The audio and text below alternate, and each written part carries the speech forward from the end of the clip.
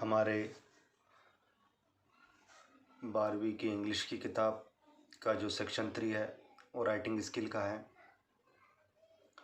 हमारे 12वीं बोर्ड की इंग्लिश की किताब का सेक्शन 3 राइटिंग स्किल का है और इस राइटिंग स्किल के सेक्शन में 3.2 जो है माइंड मैपिंग इस राइटिंग स्किल के बारे में है। तो माइंड मैपिंग ये जो writing skill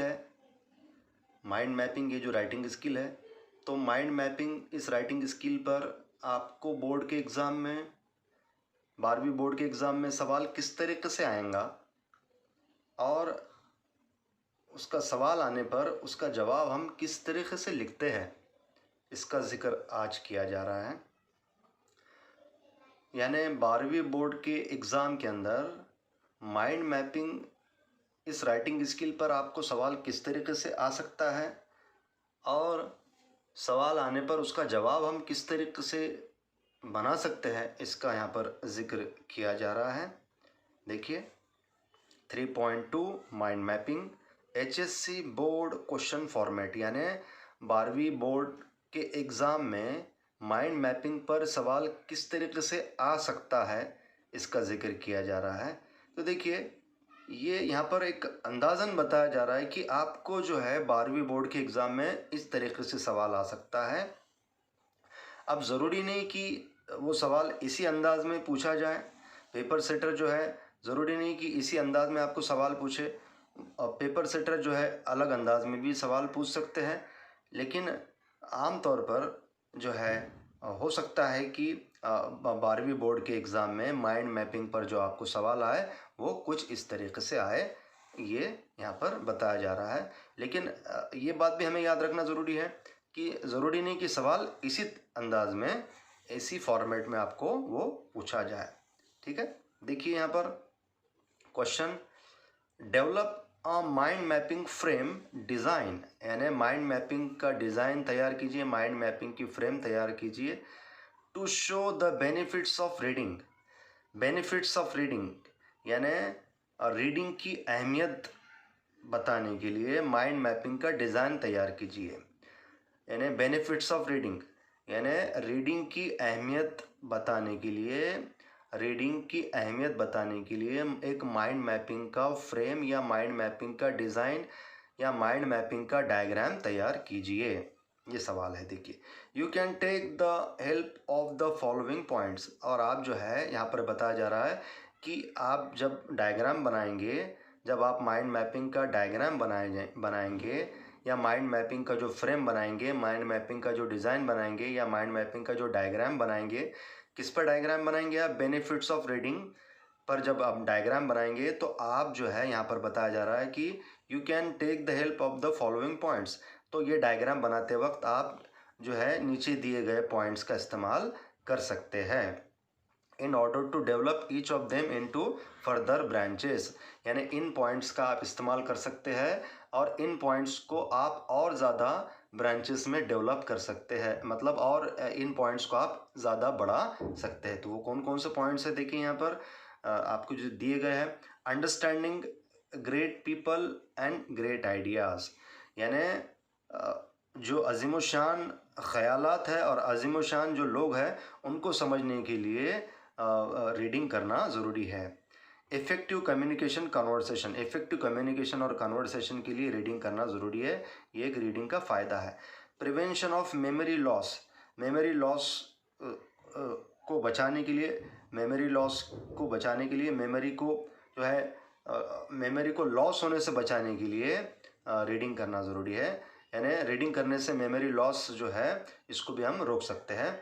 prevention of hopelessness and depression, यानी नाउम्मीदी और डिप्रेशन से अपने आप को रोकने के लिए रीडिंग ज़रूरी है। यानी रीडिंग से क्या फ़ायदा होता है? रीडिंग से हम अपने आप को रोकते हैं, किस चीज़ से रोकते हैं? होपलेसनेस यानी नाउम्मीदी से हम रोकते हैं और डिप्रेशन से रोकते हैं। तो रीडिंग करने से ये भी एक फ़ायदा बताया गया है कि हम जो है डिप्रेशन से बच सकते हैं और होपलेसनेस से बच सकते हैं। रिलैक्सेशन ऑफ माइंड ब्रेन, यानी माइंड या ब्रेन को रिलैक्सेशन देने के लिए भी रीडिंग ज़रूरी है। Sharp critical thinking, and concentration, यानी शार्प क्रिटिकल थिंकिंग के लिए और शार्प कंसंट्रेशन के लिए रीडिंग ज़रूरी है। और बताया गया एनरिचमेंट ऑफ वोकेबलरी को, अल्फाज मानों के ज़ख़ीरे को जो बढ़ाने के लिए भी रीडिंग ज़रूरी है।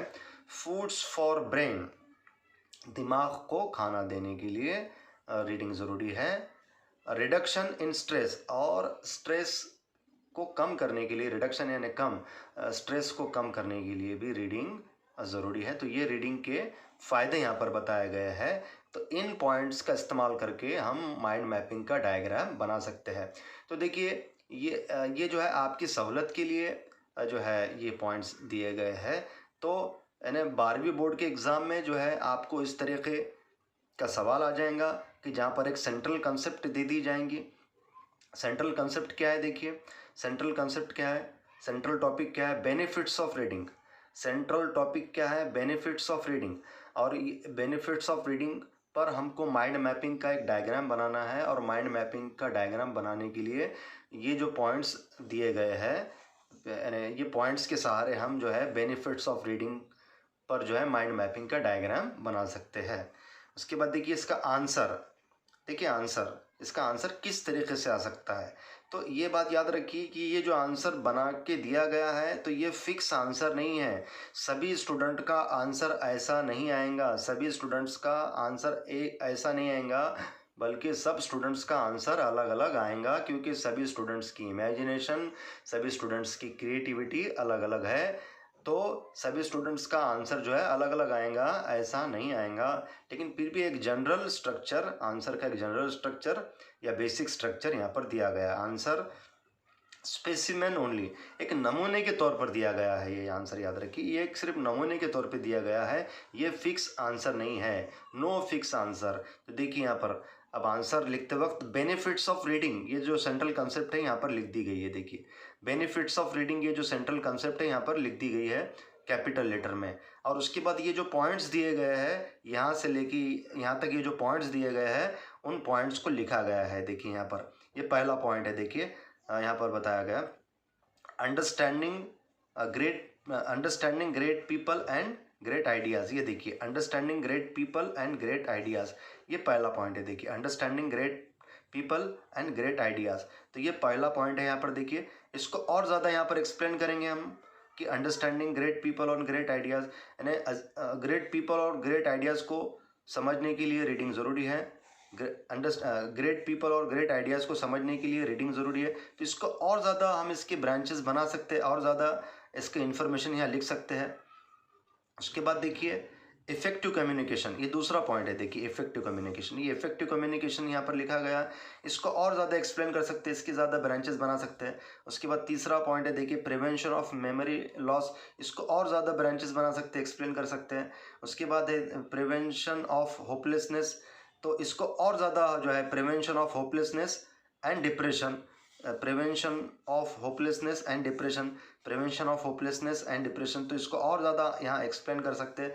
उसके बाद है देखिए रिलैक्सेशन ऑफ माइंड, ये जो पॉइंट दिया गया है इसको और ज़्यादा यहाँ इसकी और ज़्यादा इन्फॉर्मेशन यहाँ दे सकते हैं, और ज़्यादा एक्सप्लेन कर सकते हैं। उसके बाद है sharp critical thinking and concentration, इसको और ज़्यादा एक्सप्लेन कर सकते हैं यहाँ पर। उसके बाद है एनरिचमेंट ऑफ वोकेबलरी, इसको और ज़्यादा यहाँ पर एक्सप्लेन कर सकते हैं। उसके बाद है देखिए फूड्स फॉर ब्रेन, ये जो पॉइंट दिया गया है इसको और ज़्यादा एक्सप्लेन कर सकते हैं। तो ये है सेंट्रल कंसेप्ट, ये है सेंट्रल आइडिया। और ये कौन से लाइन है, ये थिकर लाइन्स है, थिकर लाइन्स, ये मोटे लाइन्स है। और उसके बाद यानी ये जो है सेंट्रल आइडिया है, बेनिफिट्स ऑफ रीडिंग, ये क्या है, सेंट्रल आइडिया है। यानी ये जो है सेंट्रल आइडिया है, ये है ये सेंट्रल आइडिया है, ये सेंट्रल टॉपिक है, ये टाइटल है। ये माइंड मैपिंग का ये बेनिफिट्स ऑफ रीडिंग क्या है, बेनिफिट्स ऑफ रीडिंग, हम जो डायग्राम बना रहे हैं माइंड मैपिंग का, बेनिफिट्स ऑफ रीडिंग क्या है, हम जो माइंड मैपिंग का डायग्राम बना रहे हैं उसका ये सेंट्रल आइडिया है, ये जो है सेंट्रल कंसेप्ट है, या ये टाइटल है, या ये मेन टॉपिक है।